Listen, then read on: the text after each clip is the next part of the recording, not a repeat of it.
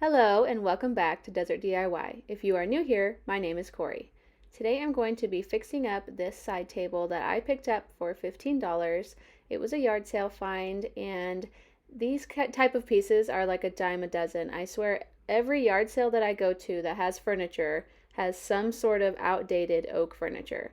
The first thing I did after I cleaned it was use a 2 times coverage Rust-Oleum spray paint in a flat white. The reason I chose flat white is because flat paints are a lot like just using a primer, so they stick really well to all surfaces. I also wanted a flat look for this like farmhouse look that I was going for.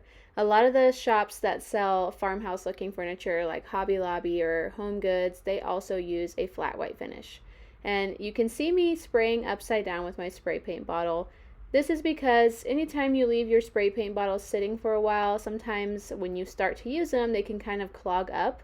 And once they're clogged, you can't use it anymore, and you've just wasted your money on that spray paint can. Sometimes stores will let you take it in and trade it out for a new one, but other times they won't because you've already started using it.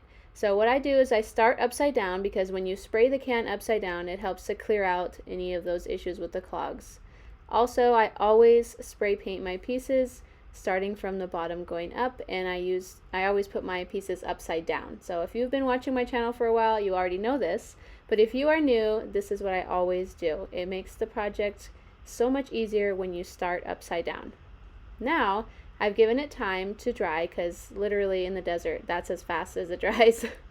So now that it's dry, I'm doing the going from the top to the bottom for my second coat, and I'm going to get a really even coverage on this coat. So I'm taking my time a little bit more with this coat and making sure that I'm covering all of the blotchiness, all of the shadowy spots, since I am covering in white. After that is all dry, I gave it a day to dry. I go back with 120 grit sandpaper and my orbital sander, which is just a cheap orbital sander that I got from Harbor Freight. What I'm going to do with these is I'm going to remove that finish that was on the top.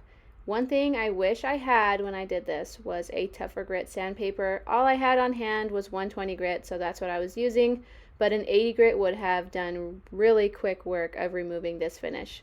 And I want to show you guys in almost real time, I'm not going to fast forward too fast, how to remove a finish off of a piece, just so you can get a more realistic idea of what it takes to remove the finish by using sandpaper. I do not like using strippers. The brand Citrus Strip, which is supposed to be a natural stripper, does not do well in my climate. If you live in a climate that is very humid and you can wrap the piece in some kind of clear plastic wrap to keep that stripper wet, then it will work. But here in the desert, it will dry no matter what you wrap it in, and then it just becomes a sticky mess. And if it dries like hard on there, oh my gosh, you're really in for some problems.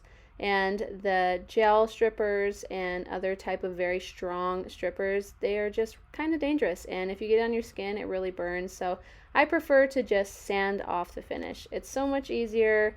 You're using less products and it's less harmful as long as you're wearing a respirator mask. I don't really recommend just a regular dust mask. I prefer a respirator. My lungs and my throat are actually very sensitive now, so I'm actually moving towards less chemicals, and after I use up the products I have right now, I'm going to be switching to a no VOC paint and stain. I've been looking into a couple different companies, and I'm going to be trying out their products once I'm finished using up all of the products that I have currently on hand. But you can see how long I'm working at this piece using 120 grit sandpaper. With 80 grit, it would have been half the time, and you're going to go back and sand again using 220 grit, and I'll show you that right now. But when you start with 80 or 120, it doesn't matter, because you're going to go back and smooth it out using the 220 grit. You always need to do this step if you have the time to get it done. Of course, you could avoid this step and have a rougher finish, but I personally like to do this to have a nice smooth surface. And of course, you know, if you have the couple extra minutes it takes and it's super cheap to buy sandpaper, I would definitely recommend doing this step. And the 220 grit is a much better product to use to get into the grooves. When you have grooves like this, or if you're doing the round edge of a piece, you're going to want to use a lighter grit, because a heavy grit will really tear up that side of your piece there. And sometimes if the piece is using any kind of veneer, it will rip up the edge of the veneer. So the 220 grit is the safest bet for these little edge pieces like this, and I was able to get really in there and remove all of the stain inside that edge. Once that's done, I'm going to just take my compressor and put on a blower attachment and use that to blow all the dust off of the piece so that I can start with staining and then finish off with using a clear coat polyurethane. And this is the quickest way to clean a piece, and it's also the most efficient way to clean the dust off of a piece, in my opinion. So this is what I always do. I've wiped off with rags, I've used brushes, I've done lots of different things, and recently this is my favorite method, and I'll probably continue to use this method in all of my future projects. It's just way easier and so much faster. Easier on the back too, when you're bending over, wiping things down, getting all into the crevices of these pieces. Sometimes it's a little hard. I'm using a new stain. This stain is called Flagstone, and it is kind of like a tan gray color. It reminded me of like a light pine with a bit of gray in it. But when you look at it in the can, it looks like an iced coffee or something. It's a very light tan color, and it's really beautiful. I was actually really happy with this stain color. If I wasn't trying to match another side table that I did that was whitewashed, then I would have left this piece with this stain on top.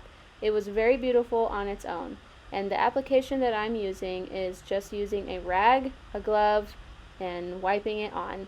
This way you can really control how much stain you use, and you waste a lot less stain, and it also gets into the wood grain a lot better, so it's just less work all around.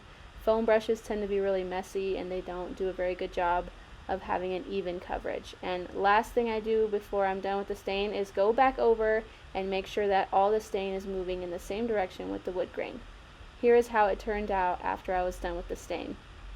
Since I did such a heavy coat on the last part, I let this cure for a couple hours, which if you live in a place that is more humid, I would give it a day or two. Now I'm just going to go back over and wipe off any excess stain or dust that has got on the piece, and I'm going to go over it with my famous liming wax. If you want to use this liming wax, I have it linked down in my description box in my Amazon store. I absolutely love this stuff. It is the best. It is so easy to use, and it creates such a neat finish, and it works a lot better, in my opinion, than a pickling stain. Pickling stain is like a wood stain that does a whitewash, but this just covers so much better and is so much easier.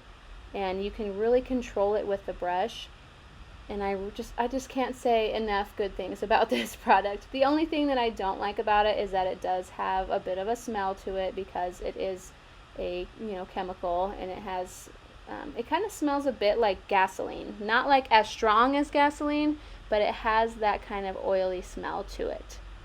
So when you're done, you're just going to go back and kind of use that paintbrush to keep those strokes in the same direction. And I let that sit and dry for another 2 days, actually, because I got a little busy. But now I'm going to go over it with a semi-gloss polyurethane, water-based. Since this is a water-based, and since I am using a really thick coat, I actually did 2 coats, but I only filmed one, it starts to manipulate and move around that lime wax finish that you did in the beginning. Because it gets it wet again, it kind of reactivates it. So you need to be careful with your strokes here and make sure they're all going in the right direction that you want it to be when it's finished. And you can use this time to really manipulate that white finish and get rid of any spots that are too white, or spread it around to spots that were a little too dark. I really liked how easy it was to make that finish look perfect. I didn't even have to go back and sand down any spots that were too white or anything like that. And again, I did 2 coats. I'm just going to only show you me doing 1 coat since it's the same process twice. Here is the finished product. I love how it turned out. It matches so well with my other side table. I will link that in the cards above right here for you to click if you want to see the other side table that I did. It was an octagon side table, super outdated. But look at how pretty it turned out. I can't believe it. So cute and fresh, and it has a new life. And when you look up close, you can see all the different tones that are in there, and the wood grain still shows. And thank you so much for watching, and I will see you next time. Bye!